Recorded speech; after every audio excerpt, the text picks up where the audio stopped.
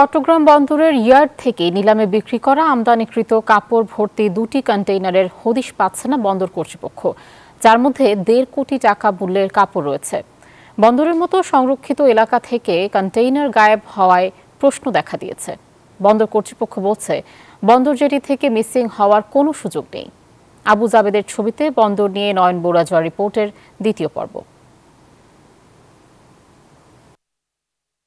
চট্টগ্রাম কাস্টমসের নিলাম থেকে গত ফেব্রুয়ারিতে 85 লাখ টাকার প্রায় 27 টন ফেব্রিক্স কিনেন শাহ আমানত ট্রেডিং এর মালিক সেলিম রাজা। নিলামের আগে ইয়ার্ডে কন্টেইনারে পণ্য পরিদর্শন করেন তিনি। এরপর পণ্য ডেলিভারি নিতে সব ধরনের শুল্ক কর ও বন্দরের চার্জ সহ 1 কোটি 7 লাখ টাকা পরিশোধ করেন।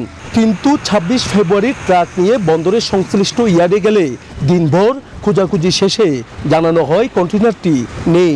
এ পর্যন্ত মনে করেন আমরা 3টা পত্র অলরেডি প্রেরণ করেছি, মানে না হলে আমাকে পণ্য দেওয়া হোক, আর নয়তো আমার টাকাটা সম্মতিউক্ত যা আমি জমা প্রদান করেছি এটা আমাকে ফেরত দেওয়া হোক। এইদিকে সম্প্রতি নিলামে বিক্রি করা 42 লাখ টাকার কাপড় সহ আরেকটি কন্টেইনারের হদিশ মিলছে না প্রায় 1 মাস ধরে। অ্যাসাইনমেন্ট লেটার দিল যে আগামীকাল আমি পণ্য ডেলিভারি নিব, কিন্তু আসেন।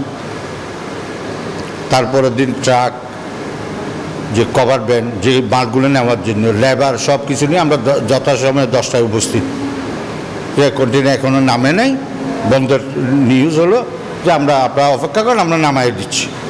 এই নামাইতে দেবতী নামতেছে কন্টেইনার।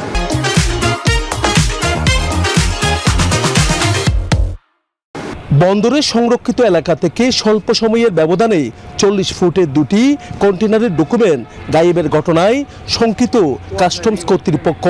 আমরা যেটা ধারণা করছি যে এই কন্টেইনারগুলো হয়তো অন্য কোথাও শিফট করা হয়েছে, যে লোকেশনে তখন ছিল আপাতত এই লোকেশনে নাই। তো এটা হয়তো খুঁজে পাওয়া যাবে এবং খুঁজে পাওয়া গেলে তো পণ্য বুঝাই দেওয়া হবে।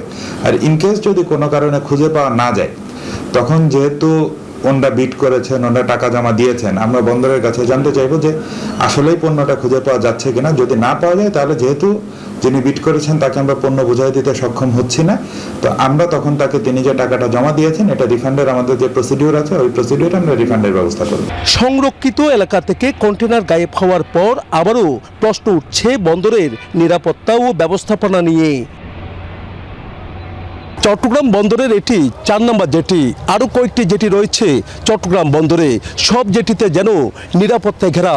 এই নিরাপত্তার মধ্যেও কিভাবে কন্টেইনার গায়েব হচ্ছে তা নিয়ে রয়েছে নানা জটিলতা। চট্টগ্রাম বন্দর কর্তৃপক্ষ বলছে খুঁজে দেখছে তারা।